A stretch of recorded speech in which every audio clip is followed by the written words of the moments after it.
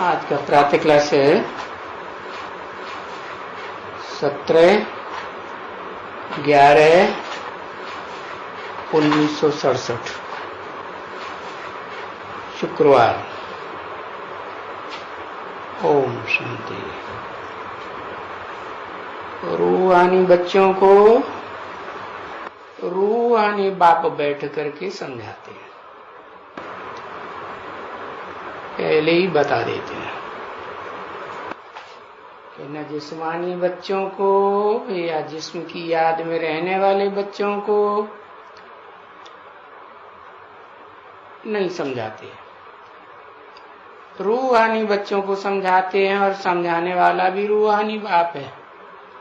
ऐसे नहीं कि जिस जिस्मानी बाप में प्रवेश करते हैं वो बैठ करके समझाते हैं।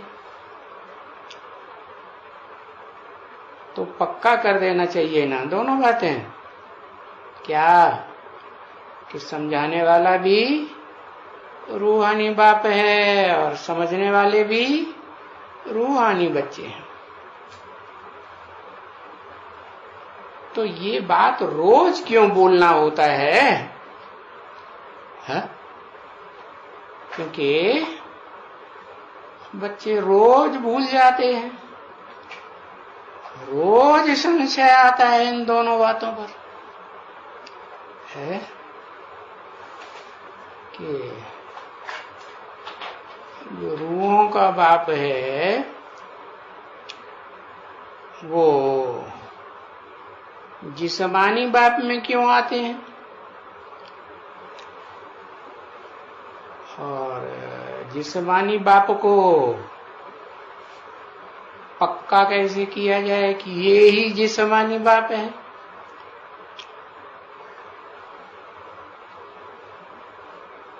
भले बाबा समझाते हैं तो ये भी समझाते हैं कि जो जिस्मानी बाप है उसकी क्या क्या पहचान है। मुरली में तो सब बताते हैं ना, क्योंकि ये मुरली छपती है बच्चों के लिए। कौन से बच्चों के लिए? वही रूहानी बच्चों के लिए। अब पढ़ेगा तो कोई भी, जिस्मानी भी पढ़ेगा और रूह की स्टेज में रहने वाला बच्चा होगा वो भी पढ़ेगा, कोई भी पढ़ेगा। तो वो समझेंगे कि सभी आत्माओं का जो बाप है, सभी रूहों का बाप है, वो ही बैठ करके इनको पढ़ाते हैं। इनको माने किनको?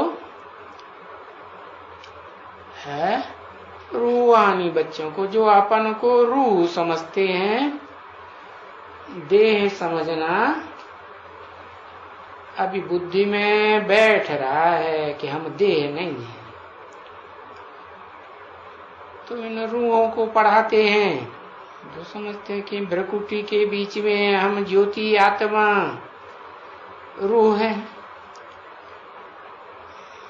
यहाँ भ्रकुटी में बैठ करके इस शरीर को, शरीर की इंद्रियों को चलाते हैं, तो वो रूह पढ़ते हैं। क्योंकि यूं तो है, गीता में भी है, भगवान वाचे ना, भगवान ने बोला क्या बोला कि अणु से भी अणुरूप है। बाप है वो अणुरूप है, अणु कितना छोटा होता है, उससे भी अणुरूप। अणुअणियान समनुस्मरेत्य, तो बाप जैसा होगा तो बच्चे भी वैसे ही अणुरूप होंगे। सांप का बच्चा सांप जैसा लंबा, हाथी का बच्चा हाथी जैसा मोटा ताजा, चींटी का बच्चा चींटी जैसा। तो रूप तो बाप और बच्चे का एक ही जैसा होता है ना। तो गीता में भगवान वाच तो है, और जब भगवान वाच है तो वो समझते हैं कि श्री कृष्ण भगवान है। कौन? जो दुनिया वाले मनुष्य हैं वो समझते हैं श्री कृष्ण भगवान है? ये थोड़ी समझते हैं कि भगवान कोई निराकार है और वो निराकार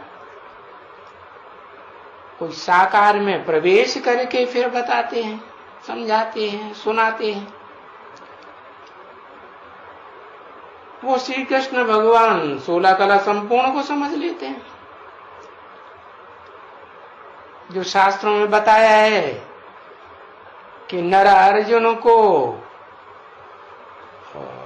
16 कला संपूर्ण नारायण बनाया भगवान ने। तो नारायण तो बड़ा रूप होता है ना, श्री कृष्ण तो छोटा बच्चा मंदिरों में दिखाया जाता है। तो उस छोटे बच्चे को भगवान समझते हैं। तो ये बातें हैं जो मुझान पैदा करती हैं बच्चों को, इसीलिए ये घड़ी घड़ी समझाते हैं बच्चों को। क्या कोई पूछे ये रोज रोज क्यों समझाते हैं, रूहानी बाप रूहानी बैठ बच्चों को समझाते हैं? तो बताया इसीलिए घड़ी घड़ी समझाते हैं बच्चों को कि हे रूहानी बच्चों, रूहानी बाप बैठ करके समझाते हैं। कोई श्री कृष्ण कोई बच्चा नहीं समझाता है। बच्चा तो बच्चा बुद्धि, वो कैसे समझाएगा? है बच्चे तो सुनते हैं, और जो सुनते हैं सो ही सुनाते हैं। छोटे बच्चे होते हैं ना स्कूल में, जो टीचर सुनाता है सो सुना देते हैं, रट लेते हैं। बाकी बात की गहराई को समझते नहीं है, न समझाते हैं।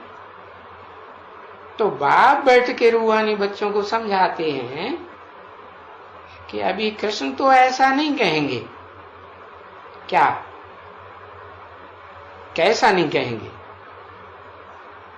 है कि मैं रूहों का बाप हूं, क्योंकि उनको तो अपना शरीर है ना, और बच्चे के रूप में दिखाते हैं।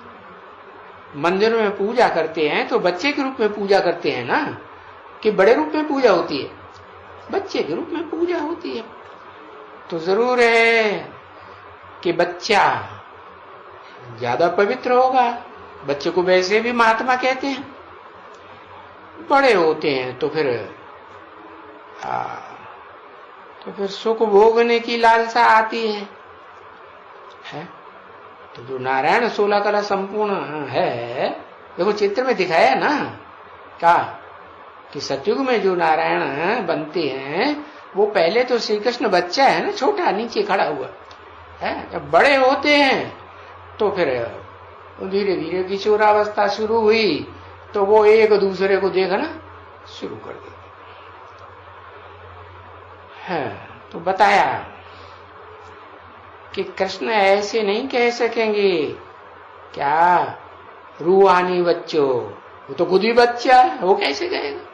नहीं, क्योंकि वो रूहानी बाप तो कहते ही नहीं है न कोई वो है रूहानी बाप। कृष्ण को कोई रूहानी बाप कहते हैं? नहीं, है भी नहीं। और न वो ही रूहानी बाप ज्ञान का सागर है। वो श्री कृष्ण जो है वो कोई ज्ञान का सागर है क्या? नहीं। इसलिए रोज रोज इसको कहना होता है। किसको? है किसको कहना होता है?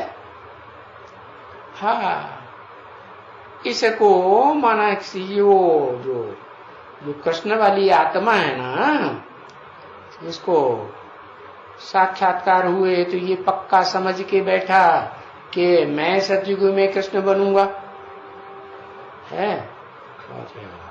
सफेद पूष ब्रह्मा का साक्षात्कार हुआ तो उसको समझाया गया तो इसकी बुद्धि में पक्का बैठ गया कि इस जन्म में मुझे ब्रह्मा सफेद पूष का पार्ट बजाना है।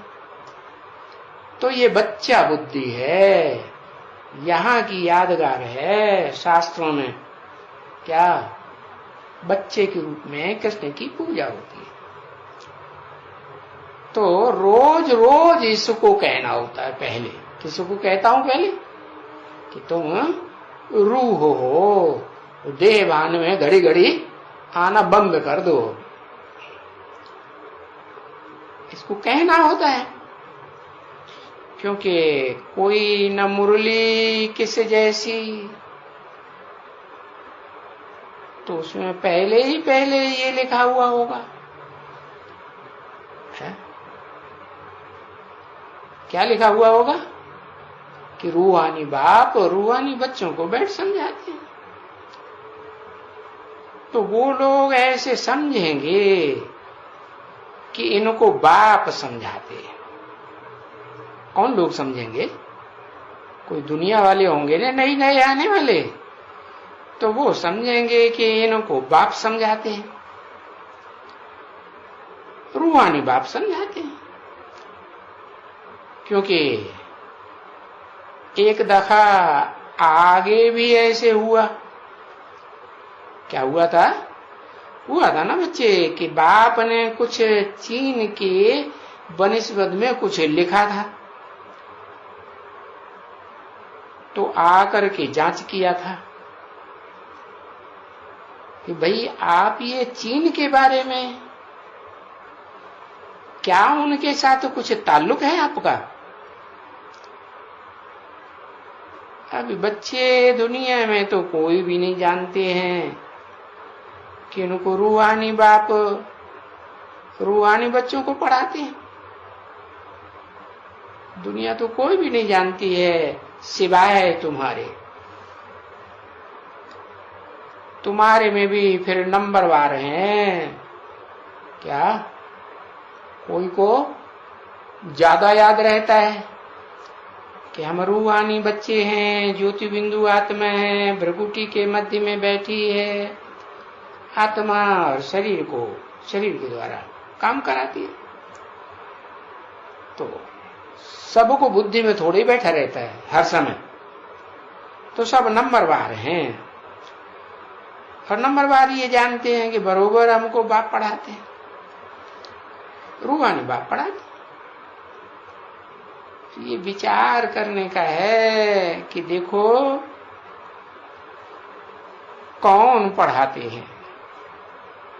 बाप पढ़ाते हैं तो कोई जिस्मानी बाप थोड़े ही पढ़ाते हैं, ये तो जिस्मानी में रूहानी बाप पढ़ाते हैं।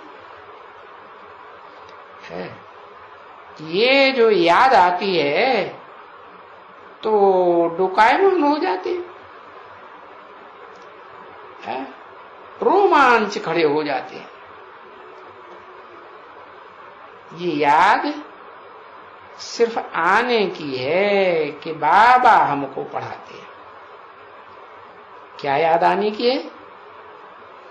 कि पढ़ाने वाला रूहों का बाप नहीं है, कि रूहों का बाप अकेला रूह बन के पढ़ाता है, नहीं। वो साकार तन में प्रवेश करते हैं तो बाबा कहा जाता है। क्यों? क्योंकि रूह भी है और साकार भी है, तो कोई भी संबंध बनते हैं। हाँ, बाबा का संबंध बहुत प्यारा है क्योंकि बाबा से प्राप्ति ज्यादा होती है। क्यों? अरे दुनिया में भी जितने संबंध हैं, उन संबंधों में कोई कहेगा है बाप से ज्यादा प्राप्ति होती है, वर्षा मिलता है। अरे बाप नाराज हो जाए, वर्षा न दे, फारकती दे दे तो देगा? नहीं देगा। लेकिन बाबा का वर्षा तो जरूर मिलता है। तो ये तुम्हारी बुद्धि में बैठता है कि बाबा हमको पढ़ाते हैं, शिव बाबा हमको पढ़ाते हैं। क्या ऐसे नहीं कहेंगे कि रूहों का बाप शिव ज्योति बिंदु पढ़ाते हैं, नहीं, वो शिव ज्योति बिंदु साकार तन में आकर के, कैसे तन में, कोई बच्चा बुद्धि में नहीं, बच्चे में नहीं, नौजवान में नहीं, बूढ़े तन में आकर के पढ़ाते, वानप्रस्थ अवस्था में प्रवेश करते, तो उसको बाबा ही कहेंगे ना, बाबा हमको पढ़ाते। तो ये तो खुशी चढ़ जानी चाहिए। क्या क्या खुशी चढ़ जानी चाहिए कि हमको पढ़ाने वाला कोई हद का बाप नहीं है, हमको पढ़ाने वाला तो बेहद का बाप है, रूहानी बाप है। भले रूहानी बाप है, लेकिन रूह बने हुए थोड़े ही पढ़ाते हैं, वो रूह भी साकार मनुष्य तन में, वृद्ध तन में आकर के पढ़ाते हैं। तो बाबा पढ़ाते हैं, और वो बेहद का बाबा हमको बेहद की वर्षा देते हैं, हद का वर्षा नहीं। हाँ, कि भाई एक जन्म का वर्षा देते हैं, नहीं, बेहद का वर्षा, जन्म जन्मांतर का वर्षा देते हैं। परंतु वो खुशी तो स्थायी बच्चे जानते हैं, है कौन से बच्चे, जो स्थायी रूहानी स्टेज में रहते हैं, रूह की स्मृति में रहते हैं, उनको ये खुशी स्थायी रहती है। तो वो सदा काल तो पशु को नहीं रहती है, रहती है, क्यों नहीं रहती है? क्योंकि कई जन्म से देह में जन्म लेते आए हैं, शरीर छोड़ते आए, बार बार देह का जन्म लिया, बार बार देह में अटैचमेंट होता है। और जब शरीर छोड़ते हैं तो बहुत तकलीफ, मरने का दुख अनुभव करते हैं, क्योंकि लगाव लग गया ना शरीर से। तो कभी न कभी कोई मुझारे में रहते हैं, क्या मुझान होती रहती है कि दुनियावी इन बातों में मुझ पड़ते हैं। किन बातों में? हाँ, दुनियावी लोगों के संग होता है ना, तो उनका रंग लगता है, और वो नहीं समझते हैं तो वो अपनी दलील बताते हैं। तो दुनियावी लोग मुझ पड़ते हैं, वो इनको हिलाई देते। अगर ये याद आते रहे हरदम, क्या कि हम ज्योति बिंदु आत्मा हैं, भ्रकुटी के मध्य में बैठी हुई, जो इस शरीर रूपी यंत्र को चलाते हैं, क्योंकि जो है भी वास्तव में राइट बात, क्या ये शरीर जो है वो तो एक यंत्र है, और यंत्र दुनिया में कोई हमेशा रहता है क्या? आज हो है, कल सड़ जाएगा, खराब हो जाएगा, जंग लग जाएगी है? तो ये भी वास्तव में राइट बात है कि तुमको बेहद का बाप पढ़ाते हैं, और पढ़ने वाले भी तुम है रूहानी बच्चे हो। बच्चे भी रूहानी बेहद के, और बाप भी बेहद का रूहानी। और आकर के क्या पढ़ाते हैं? पढ़ाते भी हैं सृष्टि के आदि मध्य अंत का बेहद का राज समझाते हैं। जो सृष्टि के आदि मध्य अंत का राज ऋषि मुनि भी कहते गए शास्त्रों में, तेति नेति न इति, हम इसके अंत को, आदि को नहीं जानते। तो वो तो हद के हो गए। जब बेहद की बात नहीं जानते हैं तो हद के हुए ना। और ये तो बेहद का बाप है, ये तो सृष्टि के आदि मध्य अंत को जानता है। क्यों जानता है? क्योंकि सृष्टि के आदि में भी रहता है और सृष्टि का अंत होता है तो भी ये रहता है कि सृष्टि खलास होती है तो ये खत्म हो जाता है तो भी रहता है। लेकिन ऐसे नहीं कि जिस मुकर्रर रथ में प्रवेश करते हैं वो रथधारी के रूप में, वो रथ रूप में रहता है, नहीं, वो तो रूह के रूप में ही रहता है। भले मुकर्रर रथ में भी प्रवेश करता हो या अलग अलग ब्रह्मा नामधारियों में भी प्रवेश करता हो, टेम्परेरी रूप से दिखाते हैं ब्रह्मा के 4 मुख, तो उनमें भी वो कोई लगाव पूर्वक थोड़े बैठता है कि उसे अटैचमेंट हो जाएगा, नहीं। जैसे बच्चे जन्म लेते हैं माँ के पेट से, तो माँ के पेट में 4 महीने पहले से ही आत्मा आ गई, जन्म लेते लेते फिर बच्चापन से बड़े हुए, किशोरावस्था आई, जवानी आई, बुढ़ापा भी आता है, तो देह में लगाव लग जाता है। और ये जो शिव बाप है सदा शिव, क्या ऐसे नहीं कभी शिव कल्याणकारी और कभी अकल्याणकारी, नहीं।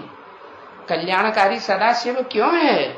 इसीलिए है कि वो सदा रूहानी स्थिति में रहता है, कभी भी देह भान में आता ही नहीं। भले देह में प्रवेश करता है, देह की दुनिया वालों के बीच में आता है, पार्ट भी बजाता है, लेकिन देह में कोई लगाव ये से धर्म पिता है, देह में लगाव हो जाता है ना धर्म पिताओं का, तो फिर अगला जन्म देह से गर्भ से जन्म लेते हैं। तो शिव का ऐसा नहीं है। तो वो बेहद का बाप हुआ ना, वो बेहद का बाप सृष्टि के आदि मध्य अंत को जानते हैं। क्यों जानते हैं? क्योंकि वो जन्म मरण के चक्र में आता ही नहीं है। और हम आत्माएं जन्म मरण के चक्र में आते हैं। हम आत्माओं में भी जो अव्वल नंबर है भोगी आत्माओं के बीच में, सबका भोगी आत्माओं का बाप, वो भी जन्म मरण के चक्कर में आने से सब भूल जाता है। तो वो भी सृष्टि में के आदि मध्य अंत का राज नहीं बता सकता ना, नहीं बता सकता।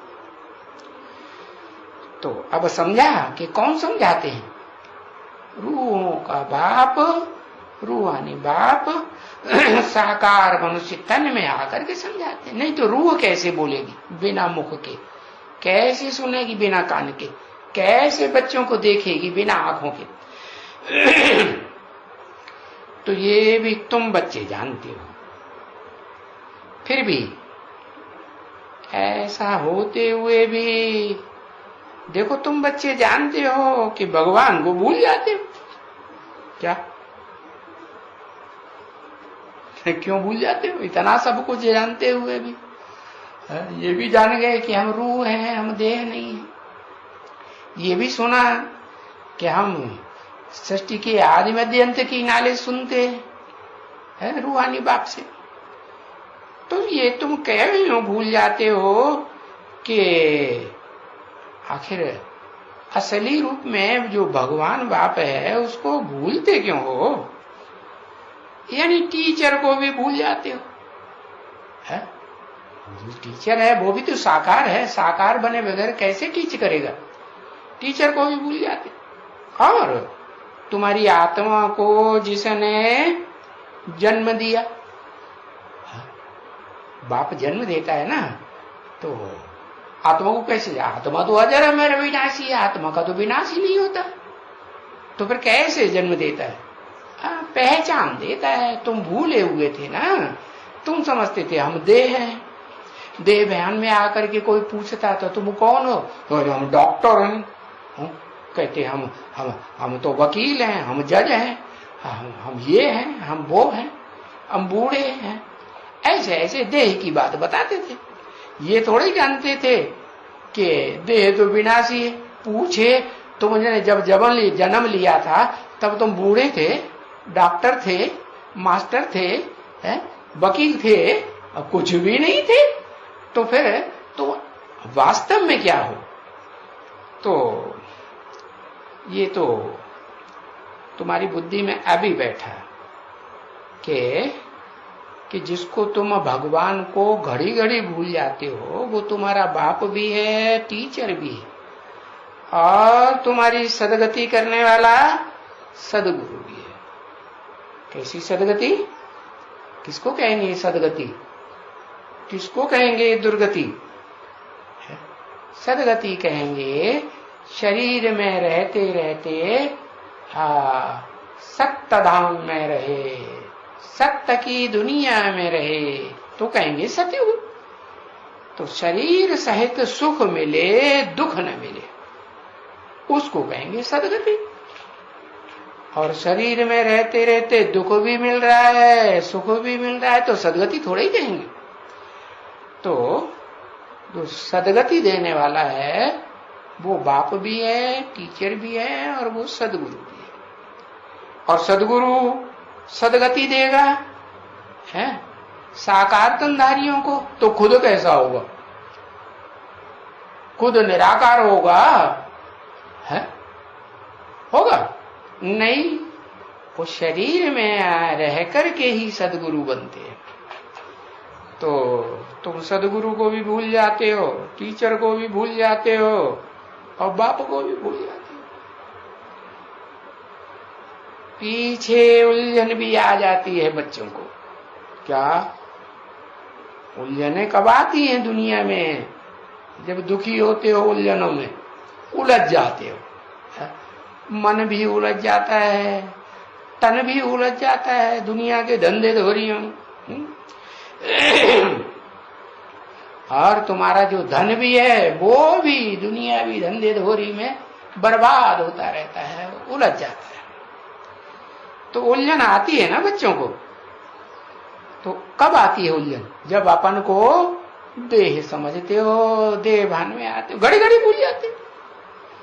अगर ये याद है बच्चों को कि हमको रूहानी बाप पढ़ाते हैं और भविष्य में जा करके हम देवी या देवता पद पाएंगे, क्योंकि भगवान क्या बनाते हैं?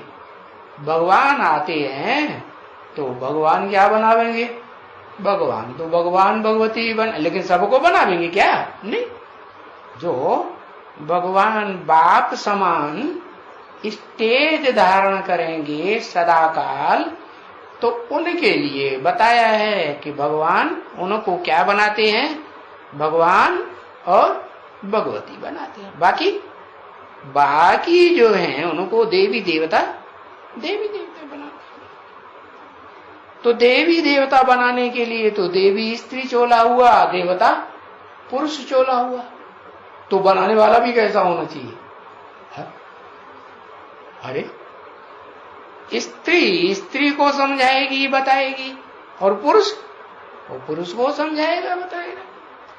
तो वो वास्तव में जो भगवान है, रूहानी बाप, वो आकर के साकारी बच्चों में प्रवेश करके है, कोई जिनका नाम ब्रह्मा देते हैं, प्रवेश करते हैं, तो उनमें नंबरवार होंगे ना।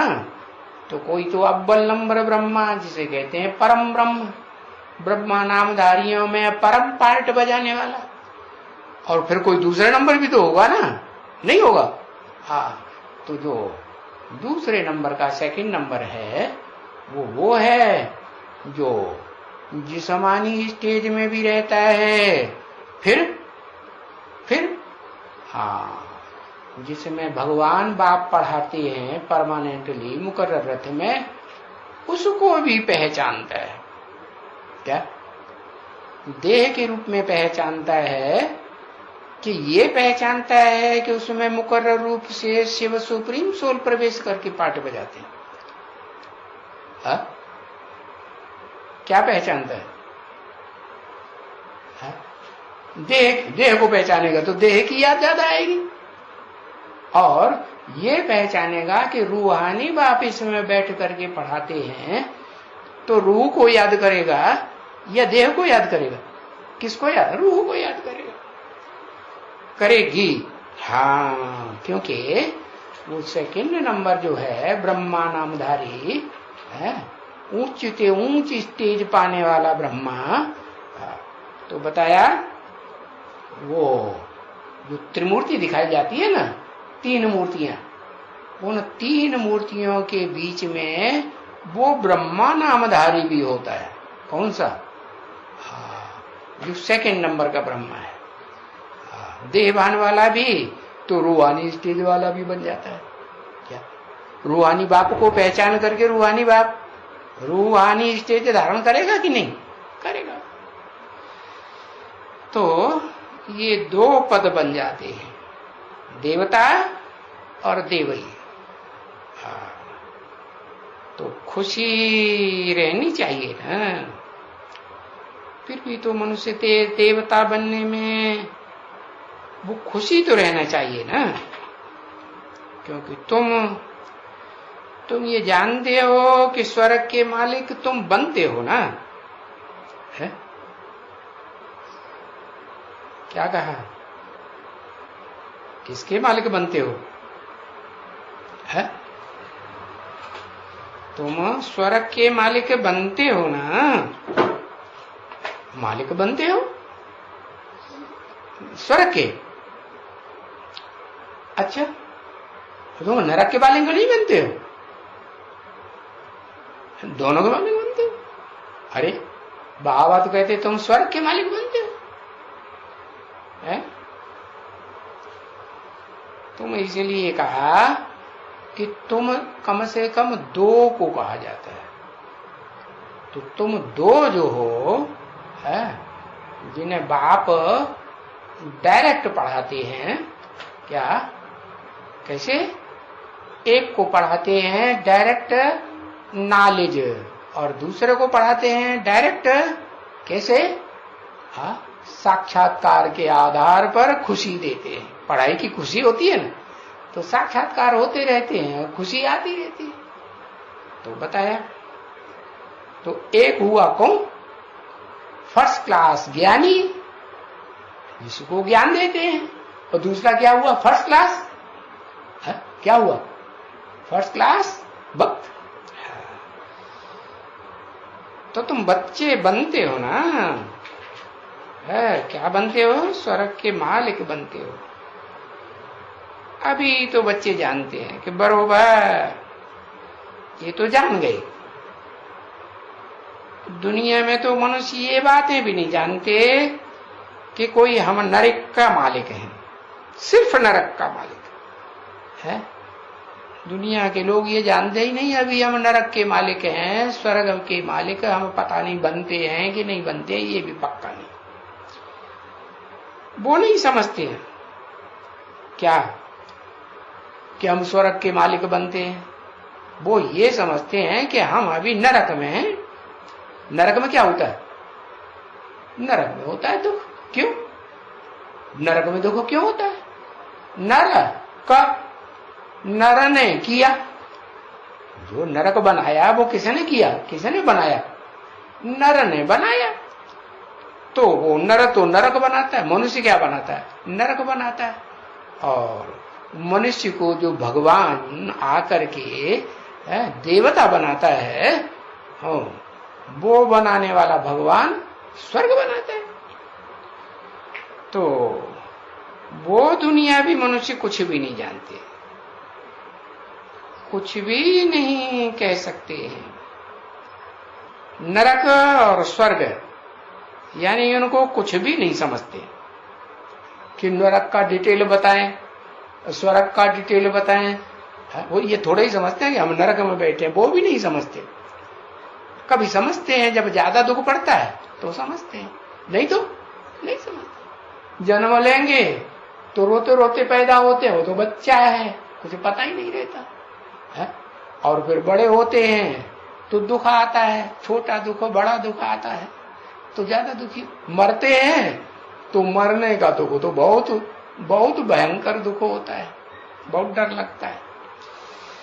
तो नरक और स्वर्ग है वो कुछ भी समझते नहीं है अच्छी तरह, क्योंकि है तो दोनों अलग अलग बात ना। क्या बात है अलग? अरे वो अक्षर ही अलग है। वो अक्षर है स्वर्ग। क्या स्वर्ग? कहां गया? ग माने गया, स्व माने स्व स्थिति। स्व की स्थिति क्या है? देह नहीं, स्व की स्थिति है आत्मा। तो आत्मिक स्थिति में गया, क्या सदाकाल के लिए गया? जन्म जन्मांतर के लिए गया? अरे स्व की स्थिति में नहीं गया। अरे स्वर्ग में तो जन्म जन्मांतर आत्मिक स्थिति ही होगी ना। अगर देह की स्थिति हो जाए तो नरक कहेंगे क्या? देह का भान आया या देह के कोई भी अंग का भान आया और वो अंग बार बार याद आना शुरू हुआ तो क्या कहेंगे? नरक। और स्वर्ग में स्व मानी आत्मा। तो बताते हैं तुम आत्मा हो ना, तुम देह थोड़े ही हो या देह का कोई अंग थोड़े ही हो। तो दोनों बातें अलग अलग हैं, स्वर्ग अलग नरक। सतयुग को कहा जाता है स्वर्ग। तो सच्ची बात है ना बुद्धि में कि हम क्या हैं। देवताओं की बुद्धि में क्या है कि हम आत्मा हैं, देह नहीं है, देह की याद नहीं रहती। नरक कलयुग को कहा जाता है। क्यों? क्योंकि उसका नाम ही है कलयुग। आज करो और कल उसका फल भोगो। पाप करो तो पाप का फल भोगो। और पाप तो दुनिया में कलयुग में जास्ती होते हैं, द्वापर में फिर भी पाप कम होते हैं, और युगों में और कम। पाप होने की बात ही नहीं, सत्ययुग त्रेता में तो पाप ही नहीं होते। तो बताया कि कलयुग को नरक कहेंगे, कलयुग को थोड़ा ही स्वर्ग या सतयुग कहेंगे। कलयुग में कोई सच्चा होता है क्या? झूठ है झूठ, मेरे ही झूठ, सत्य की रखती नहीं। तुलसीदास जी तो लिखते झूठ ही लेना, झूठ ही देना, झूठ ही भोजन, झूठ चबे। चबाएंगे तो झूठ चबाएंगे, खाएंगे तो झूठ खाएंगे, बोलेंगे तो झूठ बोले। अरे आंख से देखेंगे तो भी झूठा। हाथ प्यार से देखेंगे वो तो समझेगा प्यार देखने वाला, अरे बड़ा प्यार करते हैं। और कल क्या होगा अंजाम? कल धोखा दे देंगे तुम्हारा। तो सच्चा हुआ कि झूठा हुआ? झूठा ही हुआ ना। तो कलयुग में ऐसे ही होता है। तो नहीं कह सकते हैं ना बच्चे वास्तव में कलयुग को सत्य युग नहीं कह सकते। परंतु है देखो वो बुद्धि पत्थर बुद्धि है कौन? जो कलयुगी दुनिया में रहने वाले हैं वो क्या है? जो अपन को देह समझते हैं वो क्या है? पत्थर बुद्धि है। तो बड़ी संभाल से सब कुछ चलना पड़ता है उनके साथ, है घड़ी घड़ी याद करना पड़ता है अपन को। हम ज्योति बिंदु दूसरों को देखें तो भी घड़ी घड़ी क्या देखें? भ्रुकुटी के मध्य में उनकी ज्योति बिंदु आत्मा याद आवे। तो सब कुछ कर्म करते व्यवहार करते हाँ बड़ी संभाल से ये बात याद रखनी पड़ती है कि हम भी ज्योति बिंदु आत्मा, और ये दुनिया वाले जो भी सामने आते हैं जिनको इन आंखों से देखते हैं वो भी ज्योति बिंदु आत्मा। बाप को भी युक्ति से समझाना पड़ता है। हाँ बिल्कुल ठंडा मिजाज रखना पड़ता है। हाँ बाप को ठंडा मिजाज क्यों रखना पड़ता है? क्योंकि रूहानी बाप है ना। रूह जो है वो तो रूहानी स्टेज तभी कही जाएगी जब काम और क्रोध से प्रभावित हो। और क्रोध आया, क्रोध के विकार से प्रभावित हुआ तो गर्म मिजाज कहेंगे ठंडा मिजाज कहेंगे? है? अरे गर्म मिजाज हुआ ना। हाँ? तो बाप को ठंडे मिजाज से, बिल्कुल ठंडे मिजाज से समझाना पड़ता है, युक्ति से समझाना पड़ता है।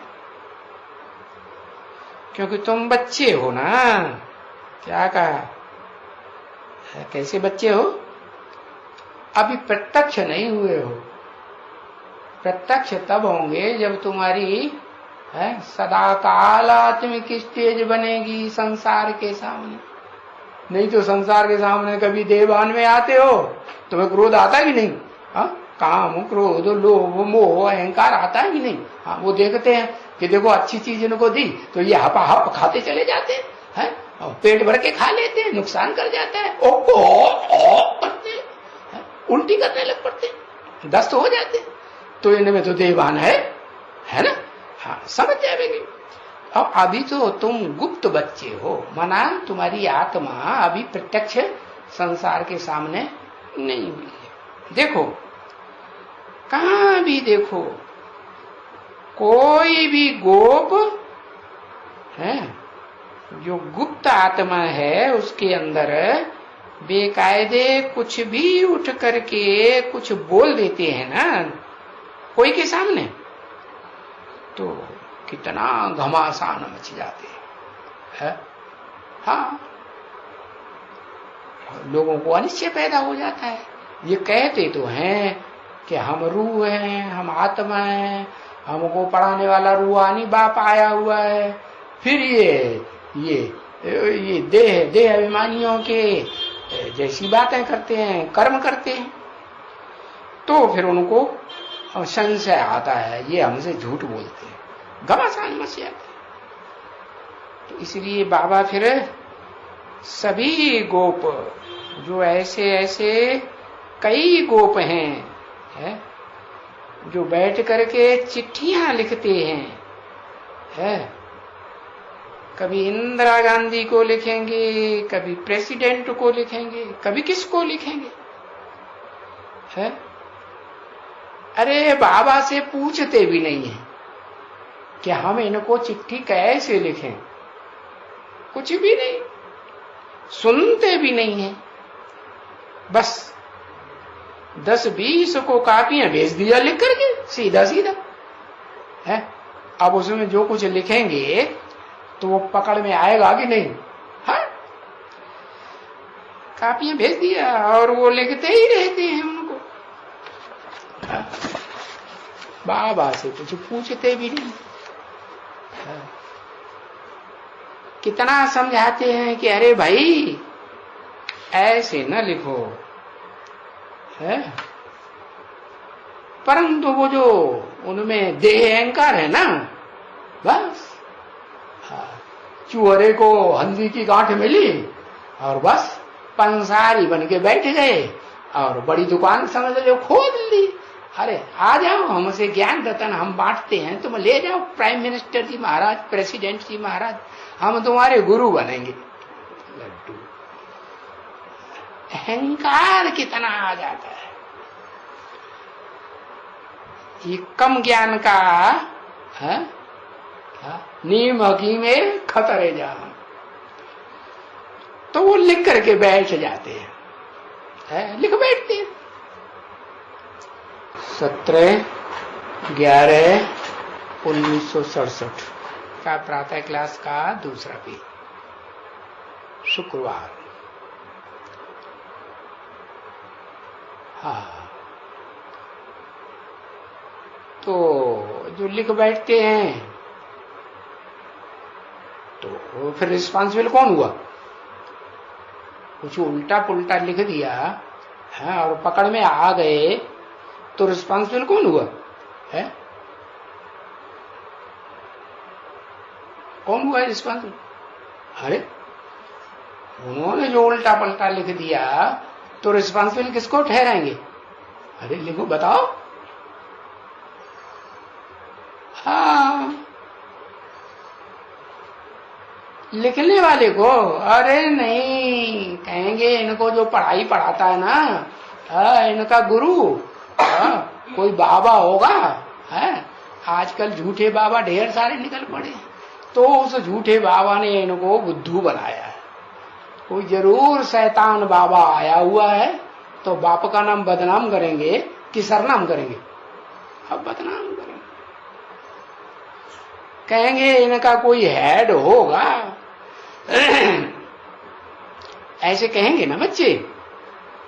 तो सो हेड भी दुनिया तो नहीं जानती है कि वो हेड कौन है, तो इनको कोई वो हेड पढ़ाते हैं। क्या कोई बाबा होगा, चालू बाबा होगा, तो इनको बुद्धू बनाया है। तो वो तो फिर भी समझेंगे यही है, वो ही है दादा इनका, ब्रह्मा कुमार कुमारियों का दादा लेखराज। हाँ, जो इनको ये सब सिखलाते रहते हैं, उल्टा पलटा समझाते रहते हैं। तो नाम तो फिर भी किसका जाता है?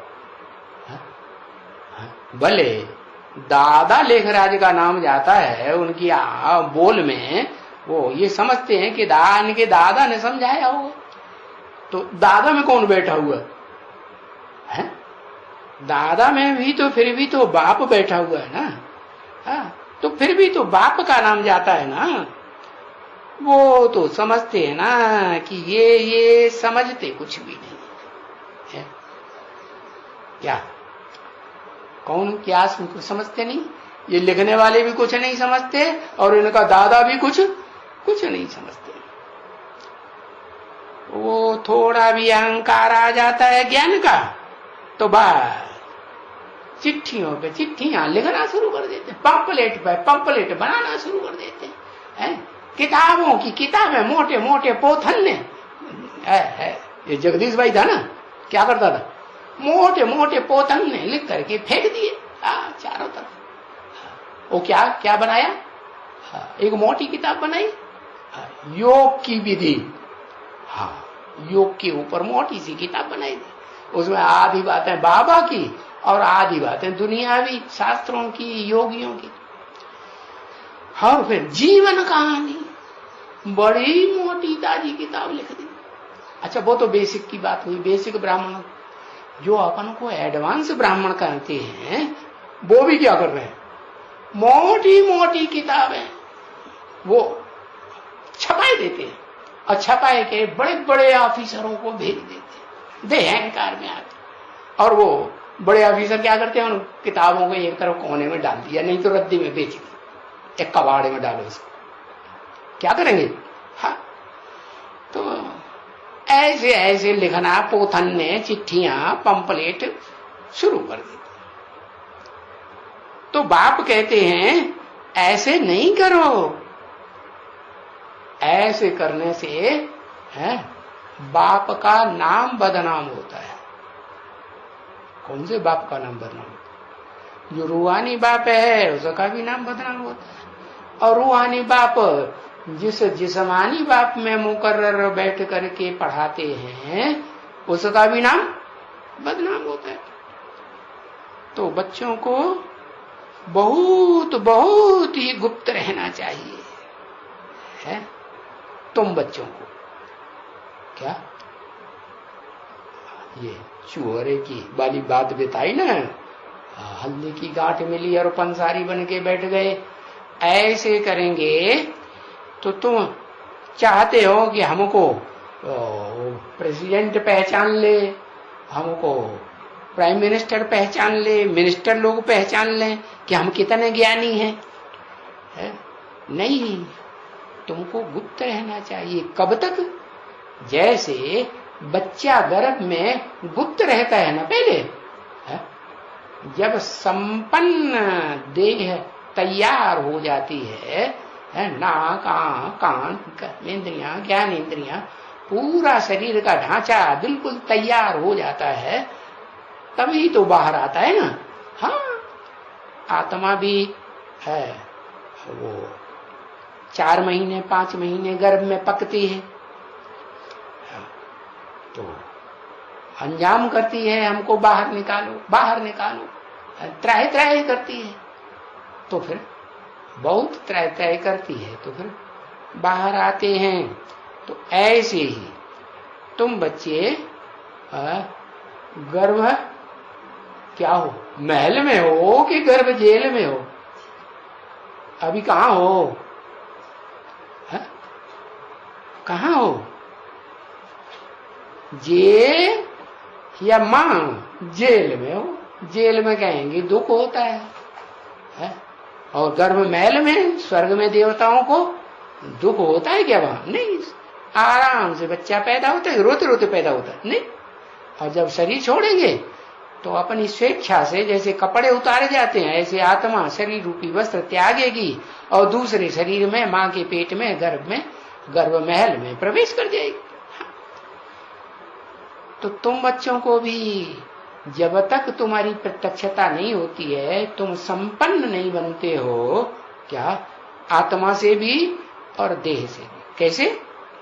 मैं आता हूं तुम्हारी आत्मा रूपी बिठैया और शरीर रूपी नवैया दोनों का पार लगाने वाला, इस विषय वैतरणी नदी कहो, विषय सागर कहो, इससे पार ले जाने वाला कौन?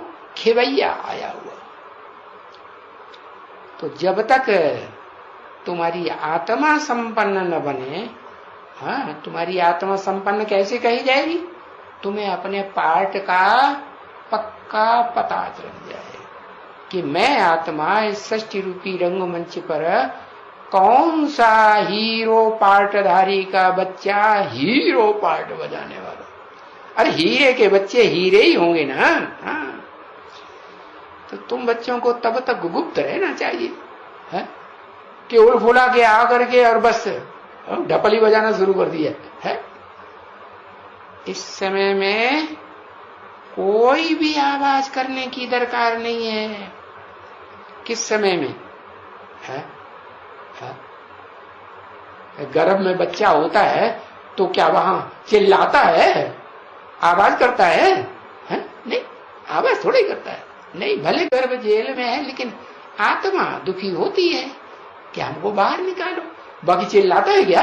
नहीं चिल्लाता। ऐसे ही इस समय तुम बच्चों को कोई आवाज नहीं करनी है।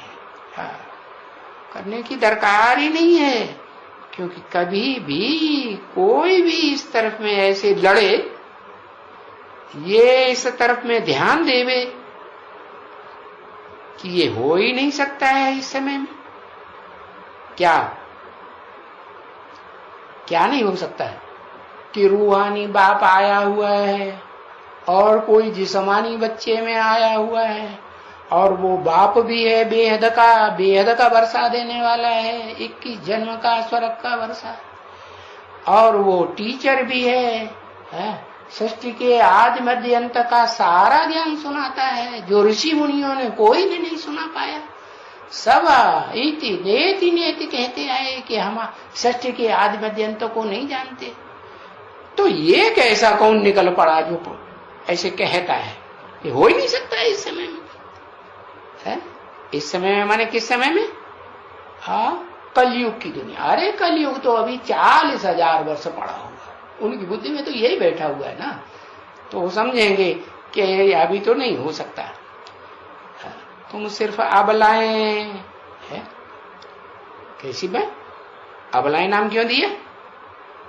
अबलाएं नाम इसलिए दिया कि दुर्योधन दुशासन अपना बल दिखाते हैं ना, इंद्रियों का बल दिखाते हैं तो फौरन अंडर द कंट्रोल आ जाते हैं, बस हवा खिसक गई। तो अबला कहेंगे कि सबला कहेंगे? क्या कहेंगे? अबला कहेंगे। इसलिए गवर्नमेंट भी कानून बनाती है, कन्याओं माताओं को टच भी नहीं करना है। क्यों ये कानून बनाया? क्योंकि टच भी करेंगे तो उनको कमजोरी आ जाती है।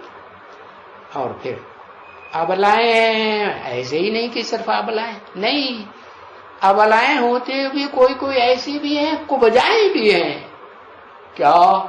उनकी कमर की हड्डी टूट गई, वो बड़ी हो गई, झुकी झुकी चलती रहती है।